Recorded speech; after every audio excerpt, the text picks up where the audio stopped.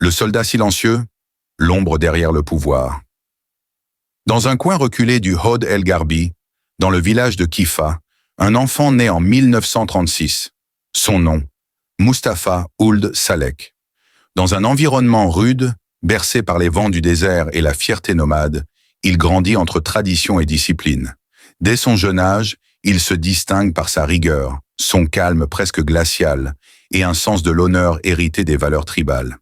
Il ne parle pas beaucoup, mais quand il le fait, ses mots pèsent le lourd. Il rejoint les bancs de l'école dans une Mauritanie encore sous domination française. Mais ce n'est pas dans les livres qu'il va forger son avenir, c'est dans l'armée. Formé à l'Académie militaire de Saint-Louis du Sénégal, puis plus tard en France, il devient un officier respecté, un homme de terrain, un stratège. Il ne court pas après les caméras, ni les honneurs. Il marche droit, silencieux, précis. 1978, la Mauritanie est secouée par la guerre du Sahara occidental.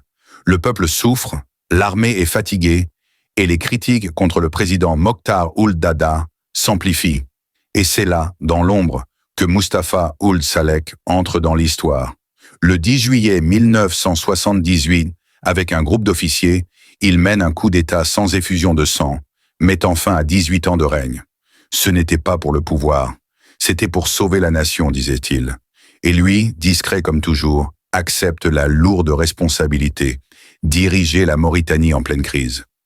Mais le pouvoir est une montagne glissante, surtout quand on est entouré de militaires aux ambitions diverses. Ould Salek, homme d'ordre, se retrouve piégé entre les clans, les désaccords internes et une pression internationale grandissante. En moins d'un an, il est poussé vers la sortie par ses propres compagnons d'uniforme. Le 3 juin 1979, il quitte la présidence, sans discours, sans colère, fidèle à lui-même.